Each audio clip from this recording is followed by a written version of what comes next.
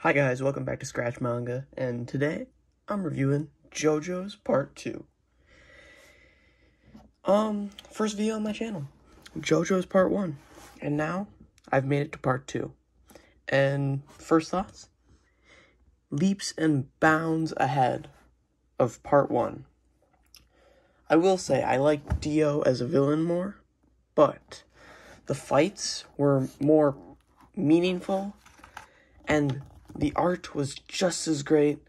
The finale had a more compelling ending, and it just felt more JoJo's.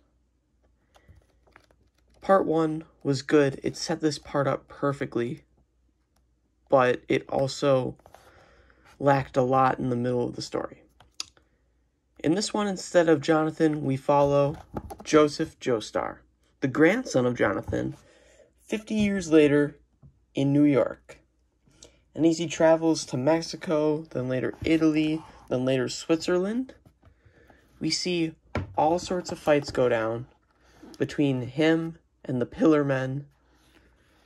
They ally with both the Nazi and Hammond masters from Italy.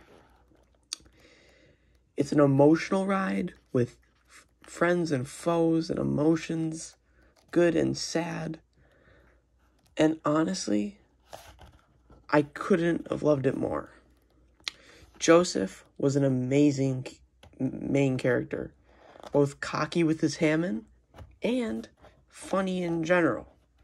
A lot less gentlemanly than the first part. Lisa was a great Hammond master, and Caesar Zappelli is the grandson of our old friend Zappelli, and he just adds the perfect tension and like friendly foe kind of vibe that I felt the first part was missing, actually. They are rivals, but also very good allies. The fights have a lot more depth, and Hammond techniques are used. And the villain, Cars, who is the leader of the Pillar Men, pushes the plot in interesting and unexpected ways. Like with the first part, the villains feel impossibly difficult to defeat, and the fights, even when they're won, aren't won. And I love that about JoJo's, because you never know what to expect and how the final blow will be dealt. I won't spoil how it ends, but holy moly, what an ending fight.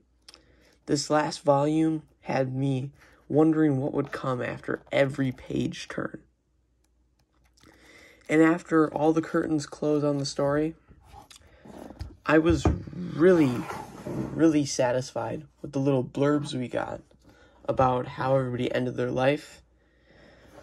But I also felt that it lacked the mystery of Part 1's ending did.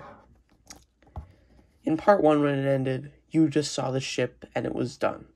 Whereas when Part 2 ends, it's a whole kind of summary of the remaining characters and how they went on to go.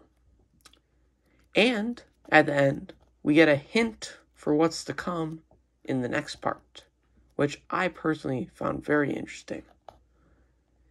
And while we see returning characters from 50 years ago, we also see an amazing assortment of newly designed characters that are trying to follow in the footsteps of the previous generation.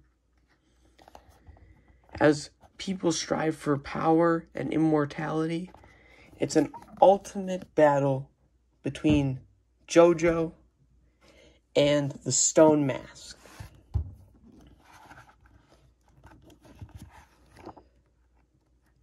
I really think that the big thing that set this part further apart is rather than just being a fist fight, there's different techniques and items that are implied in battle. JoJo has 2 balls on a string that he uses, and Caesar has bubbles of Hammond. Lisa has a scarf that is extremely useful when infused with Hammond. And altogether, just this new technique, as well as the Pillar Men having lots of cool, unique techniques, led to more enjoyable fights And also, it made it feel a lot more, how do I put it? It felt a lot more intense than the last part, and the fights had meaning. The first part was good, but it lacked importance between some of the fights because it felt like the characters that we were fighting were random characters out of nowhere. This part did not have that issue. Every person we fought, I knew who they were, I knew why we were fighting them, and it made it feel like a better written story, which I think it was. Joseph Joestar is my favorite Joestar so far, and I'm just super excited to see where JoJo's is going to continue going in the future.